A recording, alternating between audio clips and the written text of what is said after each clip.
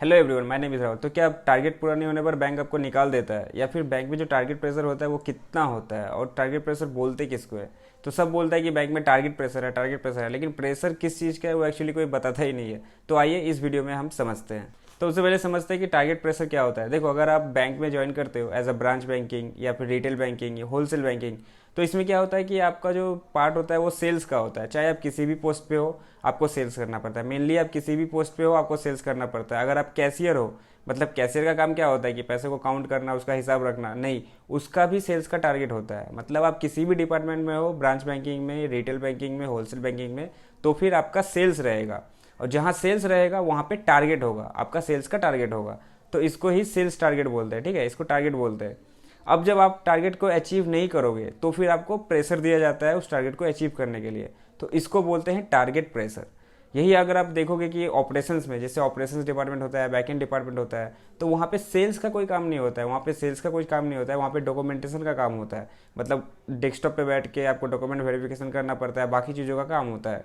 तो वहाँ पे सेल्स का टारगेट नहीं होता है, तो कोई टारगेट प्रेशर नहीं होता है, वहाँ पे वर्क प्रेशर होता है, ठीक है। तो टारगेट प्रेशर ब्रांच बैंकिंग बाकी चीज़ में होता है, और वहाँ पे होता है वर्क प्रेशर। मतलब आपको सेल्स तो कुछ नहीं करना है, लेकिन वहाँ पे आपको काम ज़्यादा रहेगा, तो आपको वहाँ पे वर्क प्रेशर होता है। ऑपरेशन में जैसे डिपार्टमेंट हो गया आपका क्रेडिट मैनेजर का हो गया, आप एग्जाम्पल ले सकते हो। उसका काम क्या होता है कि वो फाइल्स को इवेल्युएट करते हैं, बाकी चीज़ का काम रहता है, तो उनका वर्क रहता है, तो वर्क वो प्रेशर होता है। मार्च वार्च के टाइम में जो आपको प्रेशर बढ़ता है बाकी डिपार्टमेंट में, वो होता है कि सेल्स टारगेट प्रेशर बढ़ता है। और जो ऑपरेशन डिपार्टमेंट होता है उसमें कोई सेल्स नहीं होता, तो वहाँ पे आपका वर्क प्रेशर बढ़ता है। तो इस तरह से ये वर्क प्रेशर होता है, और जो मैंने बताया वो टारगेट प्रेशर होता है। तो आपको कितना टारगेट दिया गया है और आप पे क्या प्रेशर पड़ता है। तो सपोज करो आप जो भी रोल के लिए हायर हुए हो, समझ लो अभी एग्जांपल के लिए लेते हैं कि आपको मंथ में 10 करंट अकाउंट खोलना है, ठीक है। तो 10 करंट अकाउंट जो खोलना है वो आपका टारगेट हो गया।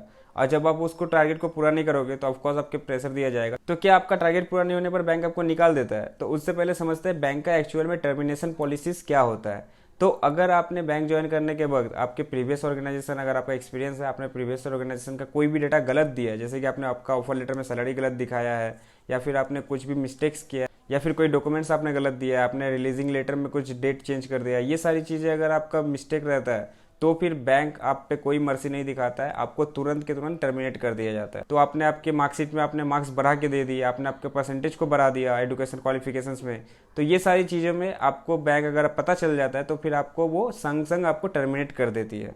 ओके, और जो दूसरा प्रेशर आप पे आता है जो बैंक में होता है, तो आपने बहुत जगह सुना होगा कि बैंक में ड्राइव चलता है। मतलब सपोज करो कि आज मंडे है, तो आपको ब्रांच मैनेजर या आपको ऊपर से कोई बोल दिया कि चलो आज डीमैट अकाउंट करो।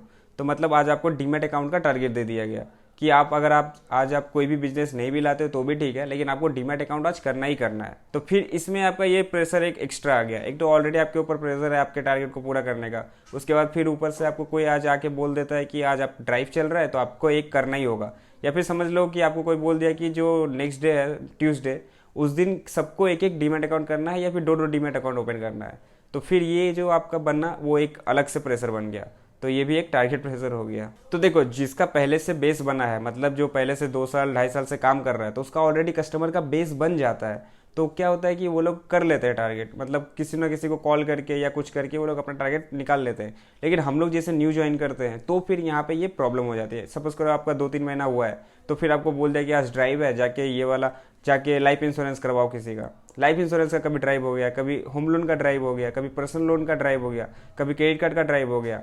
तो एक एक दिन आपका वीक में, हर वीक में ऐसे करके ड्राइव आ जाता है। तो उसमें क्या है कि आपको फिर वो बोलते रहेंगे आपको कि टारगेट हुआ कि नहीं हुआ, कहाँ है रिपोर्ट, कितना हुआ, क्यों नहीं हुआ। तो ये चीज़ में फिर आपको बहुत प्रेशर दिया जाता है।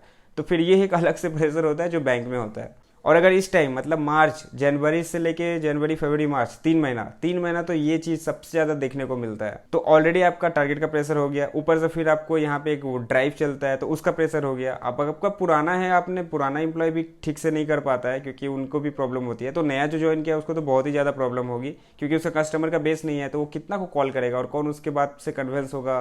क्योंकि आपको पहले रिलेशनशिप मेंटेन करना पड़ता है कस्टमर से, उसके बाद फिर कस्टमर आपकी बात को मानता है कि चलो ठीक है आज एक एफडी करवा देता हूँ। इस तरह से ये टारगेट प्रेशर आपका बन जाता है।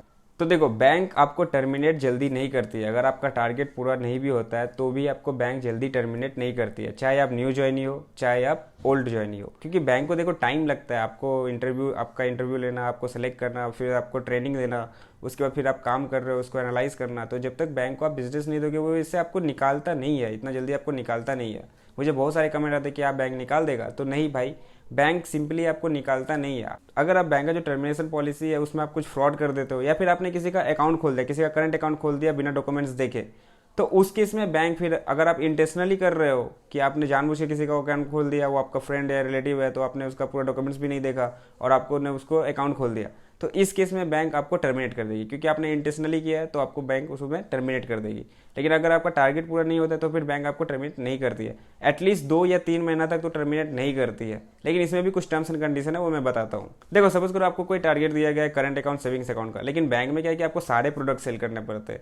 आपका LI life insurance, GI general insurance, HI health insurance, PL personal loan, HL home loan, auto loan, तो इतने सारे प्रोडक्ट्स हैं। तो सपोज करो आपको टारगेट दिया गया था 10 करंट अकाउंट खोलने का, और उसमें से आपने 4 अकाउंट ओपन किए, लेकिन अपने बाकी चीज़ में अगर एक्टिवेशन किया है, मतलब आपने 2 इंश्योरेंस करवा दिया, आपने 3 क्रेडिट कार्ड करवा दिया, आपने कोई डीमैट अकाउंट ओपन करवा दिया, किसी को SIP करवा दिया, तो इस केस में आपका एक्टिवेशन है, मतलब आपका प्रोडक्टिविटी है और आप परफॉर्म कर रहे हो। तो इस केस में बैंक ये सब समझता है। अगर आपका भले ही करेंट अकाउंट का टारगेट पूरा नहीं हुआ, लेकिन आपने बाकी चीज़ में अपना एफर्ट दिया है, तो फिर बैंक आपको टर्मिनेट नहीं करती है। अब देखो, अगर आप न्यू ज्वाइन हो तो ऑलरेडी आपको तो सीखने में टाइम लगेगा, क्योंकि बहुत सारे बैंक के टर्म्स एंड बहुत सारी चीज़ें होती है। तो आपका 1 2 3 महीना तो ऐसे भी आपको कोई कुछ बोलने वाला नहीं है। अगर आपका टारगेट पूरा नहीं भी होता है, आप आसपास भी रहते हो, नहीं भी रहते हो, तो भी आपको कोई कुछ बोलेगा। स्टार्टिंग में जो नया ज्वाइन करता है उसके लिए बेनिफिट है, लेकिन जो पुराना इंप्लॉय है उसका ऑलरेडी बेस है, तो उसको थोड़ा एक्स्ट्रा टारगेट का प्रेशर रहता है। लेकिन फिर भी बैंक उसको निकालती नहीं है। एटलीस्ट तो आपको 3 महीना तो टाइम दिया जाएगा। जैसे कि मैंने बताया कि अगर आप एक टारगेट पूरा नहीं करते हो लेकिन बाकी चीज़ में आप एक्टिवेशन करते हो, तब तो वेल एंड गुड, बहुत ही अच्छी बात है। लेकिन अगर आप सोचो कि आपने कोई भी किसी भी प्रोडक्ट में एक्टिवेशन ही नहीं किया, और आपका जो टारगेट था आपने वो भी अचीव नहीं किया, मतलब मेन आपने सेविंग्स अकाउंट भी एक भी नहीं खोला, बाकी चीज़ भी नहीं खोला, आपने 2 क्रेडिट कार्ड कर दिए 1 महीना में, बाकी और आपने कुछ नहीं किया, और ऐसे ही आपने कंटिन्यू 1 2 महीने तक आप करते रहे, या फिर 3 महीने तक, तो फिर बैंक आपको वार्निंग लेटर दे सकता है कि आप अपने को इम्प्रूव कीजिए। या फिर बैंक आपका ट्रांसफ़र करवा सकती है कि यहाँ पे आप नई बिजनेस कर रहे हो तो वहाँ पे जाओ, कोई एक आपको दे देगा जगह, वहाँ पे जाके बोलेगा कि आप बिजनेस करो, आपको एक टाइमलाइन दे देगा कि इतने दिन में आपको बिजनेस करना है। अगर आप नहीं कर पाओगे तो फिर एक वार्निंग लेटर आएगा, उसके बाद फिर आपको टर्मिनेट कर देगी। तो आपको इतना घबराना नहीं है यार। देखो, बैंक आपको टाइम देता है, बैंक भी समझता है, तो आपको टाइम मिलता है। लेकिन हाँ, आपका जो सीनियर्स होता है, आपका जो मैनेजर्स होता है, वो आप पे प्रेशर बना के रखते हैं। अगर हर दिन आपको रिपोर्ट मांगा जाएगा, हर दिन आपसे पूछा जाएगा, तो ये सारी चीज़ें होती है। और टारगेट पूरा नहीं होता है तो आपको सुनाया भी बहुत ज़्यादा है, तो ऑलरेडी आप बहुत ज़्यादा इरिटेट हो जाते हो। हर दिन आपको बोलेंगे क्या आज क्या हुआ रिपोर्ट, कल क्यों नहीं हुआ, कल भी नहीं हुआ, आज भी नहीं हुआ, ये सारी चीज़ें आपको बोली जाती है। तो सुनाया आपको अच्छे खासा जाता है, तो आप ऑलरेडी ही जब इतना सुनाया जाएगा तो आप खुद ही टारगेट करने लगोगे।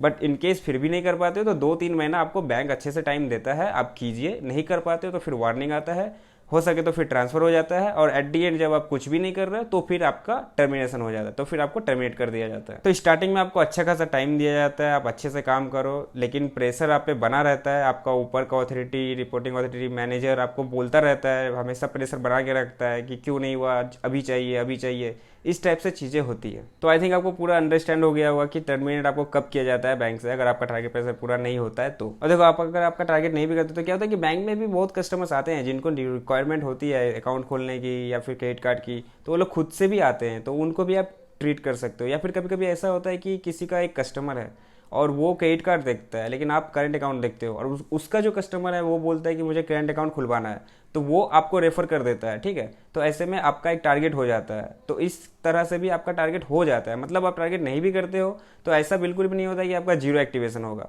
आप कुछ ना कुछ आराम से कर लोगे, ठीक है। आप टारगेट नहीं कर पाओगे, लेकिन आप जैसे बाकी चीज़ों में अगर आप एक्टिवेशन कर दिए, बाकी चीज़ आपने कर दिया, तो फिर आप अच्छे से काम कर सकते हो, आपको उतना भी कुछ बोला नहीं जाएगा।